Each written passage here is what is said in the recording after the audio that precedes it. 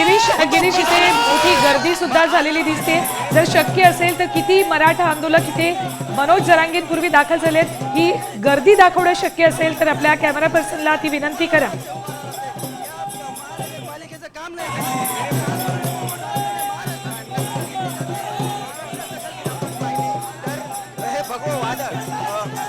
मोठ्या संख्येने हजारोच्या संख्येच्या वरती ही संपूर्ण आपण बघितलं तर आझाद मैदान आतमध्ये पूर्ण भरलंय। आझाद मैदानाच्या बाहेर देखील हे मराठा आंदोलक आहेत। अजून काही मराठा आंदोलक ऑन द वे त्या दिशेने येत आहेत।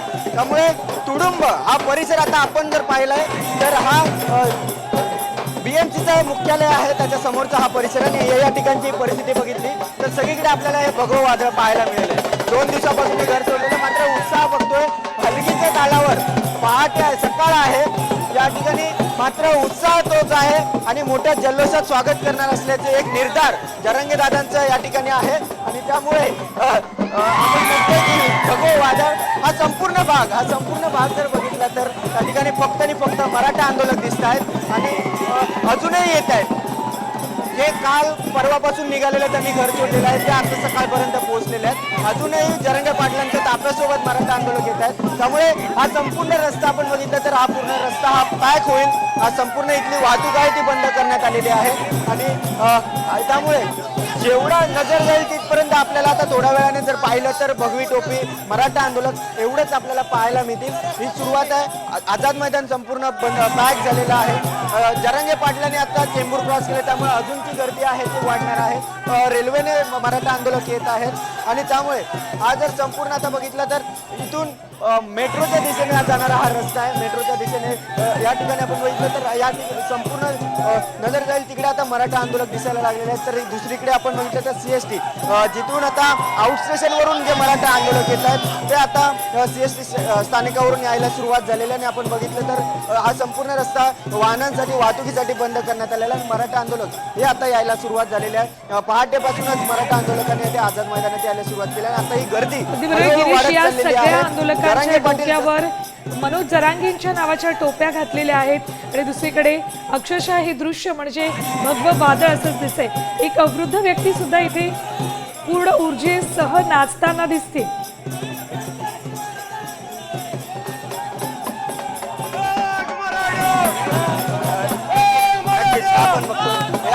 हे सर्व ज्या ठिकाणी हलगीच्या तालावर नाचतायत, घोषणाबाजी करता आहेत, आरक्षण घेतल्याशिवाय जाणार नाही या भूमिकेत आहेत। दुसरीकडे सदावर्तेंचं देखील टीका करताना आपल्याला पाहायला मिळतात। हे हलगीच्या तालावर या ठिकाणी मराठा आंदोलक नाचताना एक ऊर्जा आहे, एनर्जी घेऊन या ठिकाणी आलेले आहेत। मागच्या वेळेस जेव्हा मराठा आंदोलक आले होते तेव्हा मुंबईच्या वेशीवर होते, मुंबईत यायला मिळालं नव्हतं, मात्र यावेळेस त्यांनी निर्धार केला। गणेमी गावाकडे त्या ठिकाणी आता हे मुंबईत पोहोचलेत आणि त्यामुळे आता आझाद मैदान मुंबई आम्ही सोडणार नाही ही भूमिका मराठा आंदोलकांची आहे आणि त्याच सांगण्याचा निर्धार कदाचित ते आपल्याला हलगीच्या वाजवण्यातून दाखवत आहेत, आपण असं म्हणू शकतो। आपण इथे सर्व मराठा आंदोलक वेगवेगळ्या जिल्ह्यातले वेगवेगळ्या गावातले आहेत, मात्र त्यांचा विषय एकच आहे, मराठा आरक्षण। आणि त्यामुळे हे या ठिकाणी एकत्र येत मराठा आरक्षण मिळवण्यासाठी ऊर्जा घेऊन या ठिकाणी एकत्र नसतात। एकच घोषणा आहे, एकच मागणी आहे आणि एकच चाल धरत या ठिकाणी महत्वाची मागणी घेऊन राज्यभरातला मराठा समाज बांधव इथे मुंबईत आझाद मैदानात दाखल होतोय। गिरीश, कॅमेऱ्यातून जी दृश्य दिसत आहेत त्यानुसार 20 ते 40 या वयोगटातली संख्या सर्वाधिक इथे दिसते। तुमच्या नजरेला नेमकं काय दृश्य दिसतंय?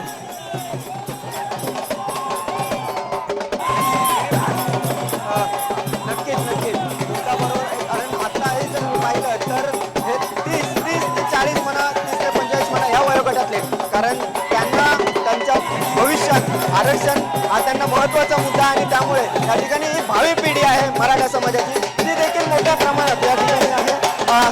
तर 30 ते 40 वयोगटातील या ठिकाणी तरुण मंडळी दिसत आहेत, सगळी तरुण मंडळी आहे आणि ही तरुण मंडळी त्यांना आरक्षण, शिक्षण या सगळ्याच्या मुद्द्यांवर ही तरुण मंडळी आहेत ती मनोज जरांगे पाटलांच्या मागे आलेली आहेत आणि ही तरुण मंडळी आपल्याला या ठिकाणी दिसते। गिरीश, या सगळ्या आंदोलकांचा उत्साह प्रचंड दिसतोय, एनर्जी भरपूर दिसते। अजून आंदोलन सुरू व्हायचे, जरांगे पोहोचायचेच आहे, त्याच वेळेला ही इतकी एनर्जी। जरांगे पोहोचल्यावर स्वाभाविक आहे हा उत्साह आणखी दुणावलेला असेल। जोरदार घोषणाबाजी सुद्धा केली जाईल. पण यातले असे काही आंदोलक तुम्हाला भेटतात का बघा, जे गेल्या वेळच्या आंदोलनाला सुद्धा मुंबईपर्यंत पोहोचले होते, मात्र मुंबईच्या आत येण्यापूर्वीच त्यांना माघारी परतावं लागलं होतं.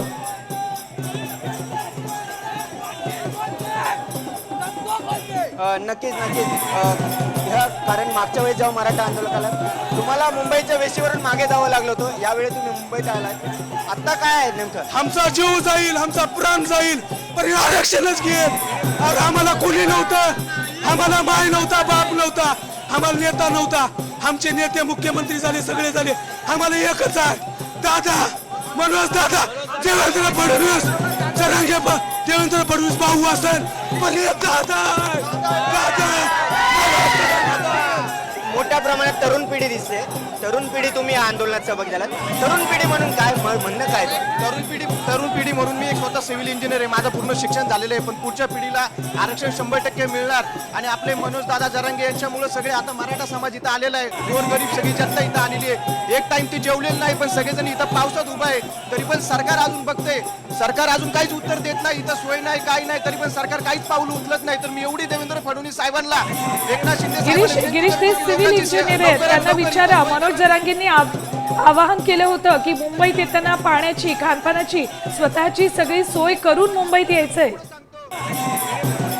सगळ्यांनी मदत करावी, सगळ्या आमदार खासदारांनी मदत करावी आणि राजकारण सोडून द्यावं. मनोज दादा जरांगे पाटलांनी तुम्हाला सांगितलं होतं मुंबईत येताना जेवणाची, पाण्याची सगळी व्यवस्था करा. कशी व्यवस्था केली जेवणा पाण्याची? काय व्यवस्था नाही सर. महाराष्ट्राचा आराध्य दैवत छत्रपती शिवाजी महाराज, कुलस्वामिनी आई तुळजाभवानी, सर्व महामानवांना माझा मानाचा जय महाराष्ट्र. या सर्व 18 पगड जातींनी या मराठा समाजाला या आरक्षणासाठी सर्व पाठिंबा दिलेला आहे. जेवणाची गिरीश व्यवस्था काय दादा, आहे तुम्ही सगळ्यांची? जेवणाची तुम्ही घराकडून कशा पद्धतीने आलात? गिरीश, तुम्ही त्यांच्याशी अशी चर्चा करा. आपण जरांगे कुठवर पोहोचलेत ते बघूयात. आता isakal.com आहे देशातील नंबर 1 ची मराठी न्यूज वेबसाईट. प्रत्येक अपडेटसाठी isakal.com ला नक्की भेट द्या.